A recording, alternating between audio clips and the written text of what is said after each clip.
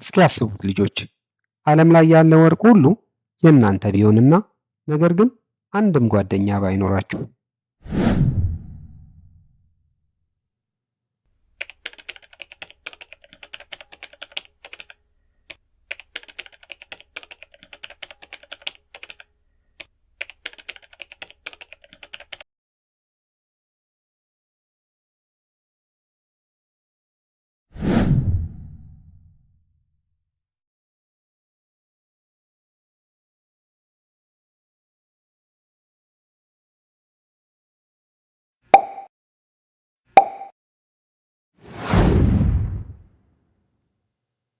እንኳን ወደ ኢያሪኮ በሰላም መጣችሁ። ከተማዋ በሰው ብዛት ብትሞላም ለዘኬዎስ ግን የብቸኝነት ከተማ ነበረች። ዘኬዎስ ቀራጭ ወይንም ግብር ሰብሳቢ ነው። በጣም ሀብታም በመሆኑና የሰዎችንም ገንዘብ ያለ አግባብ በመውሰዱ የከተማዋ ሰዎች በክፉ ያሙትና እንደ አታላይ የሚቆጥሩት ነበር። ድንገት አንድ ድምፅ ተሰማ። ኢየሱስ ክርስቶስ እየመጣ ነው የሚል። የከተማው ሰው ሁሉ ወደ መንገዱ ፈሰሰ። ዘኬዎስ ለብዙ ዓመታት ሰምቶት የማያውቅ አዲስ ተስፋ በልብ ውስጥ ነደደ። ግን እኮ ልጆች አንድ ችግር አለ። ዘኬዎስ ቁመቱ በጣም አጭር ስለሆነ ኢየሱስ ክርስቶስን ሊያየው ቢዘልም ቢሞክርም የረዣዥም ሰዎችን ጀርባ እንጂ ሌላ ምንም ሊያይ አልቻለም። ለዓለም ሁሉ የማይታይ ሆኖ ተሰማው። በዚህ መሃል ግን አንድ ዛፍ አየ።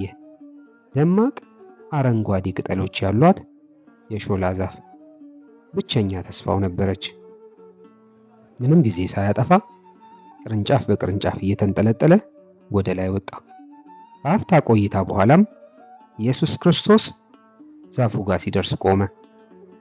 እርሱ ያየው ኃጢአተኛው ዘኬዎስን ሳይሆን ይቅርታ የተጠማ ልቡን ነበር።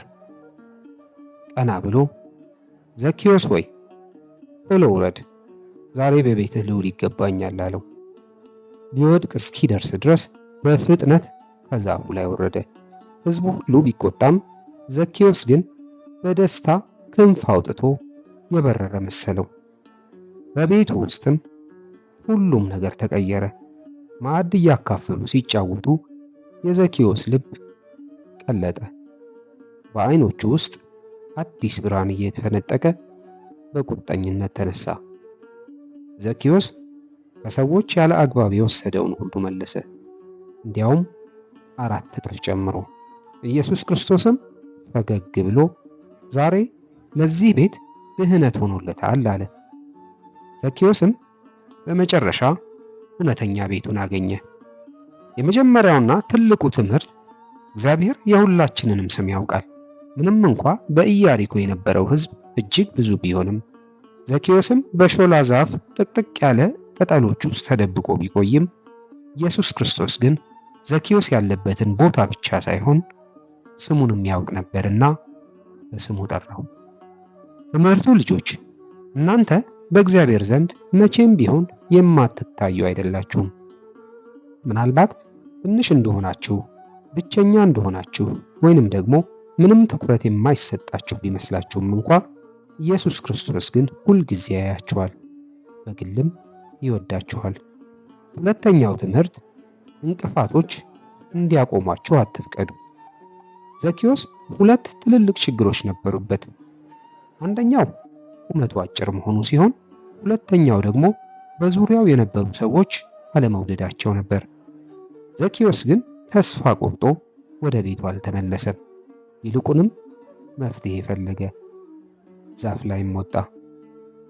ትምህርቱ እኛም ወደ እግዚአብሔር ለመቅረብ ስንሞክር እንደ ዘኬዎስ የሚያግዱንና ትኩረታችንን የሚሰርቁ ነገሮች ሊያጋጥሙን ይችላሉ። ነገር ግን እንደ ዘኬዎስ ደፋር መሆን አለብን። ኢየሱስ ክርስቶስን ለማየት የራሳችንን የሾላ ዛፍ ማለትም ጸሎትን፣ ሰንበት ትምህርት ቤትንና ደግነትን መጠቀም አለብን። ሶስተኛው እውነተኛ ንስሐ በተግባር ይገለጣል።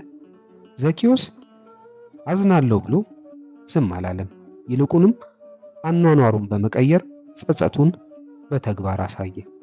ከሀብቱ ግማሹን ለድሆች ሰጠ። ያታለላቸውንም ሰዎች 4 እጥፍ አድርጎ ካሳ ከፈላቸው። ትምህርቱ ይቅርታ ማለት መጀመሪያው ነው።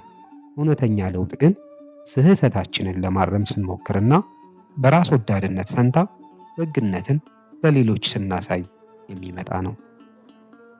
አራተኛውና የመጨረሻው ትምህርት እግዚአብሔር የሁላችንም ወዳጅ ነው። የከተማው ሰዎች እግዚአብሔር ወደ ኃጢአተኛው ቤት በመሄዱ ተቆጥተው ነበር። ጌታችን ኢየሱስ ክርስቶስ ግን ፍቅሩ ለሁሉም ሰው መሆኑን በተለይም ደግሞ ለጠፉትና ለተረሱት መሆኑን አሳየን። ትምህርቱ እኛም በማንም ሰው ላይ መፍረድ ወይንም ሰዎችን ማግለል የለብንም። እንደ እግዚአብሔር ብቸኛ ለሆኑት እጃችንን የምንዘረጋና ወደ ቤታችንም የምንጋብዝ ቅን ልጆች መሆን አለብን።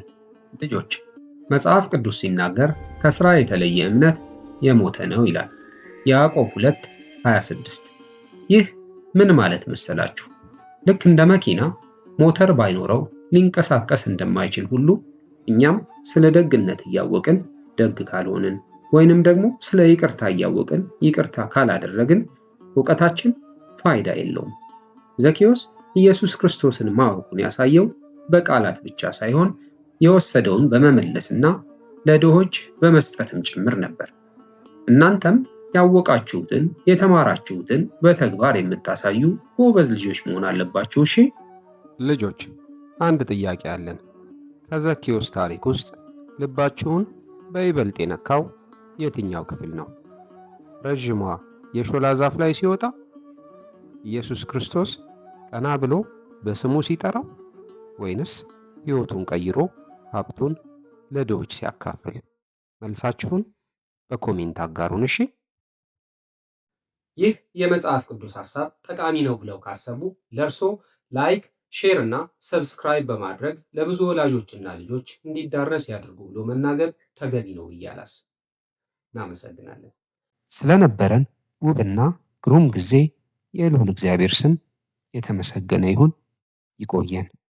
አቤት ያንተ ሥራ እጹብ ያንተ ሥራ፣ አቤት ያንተ ሥራ አያልቅም ቢወራ።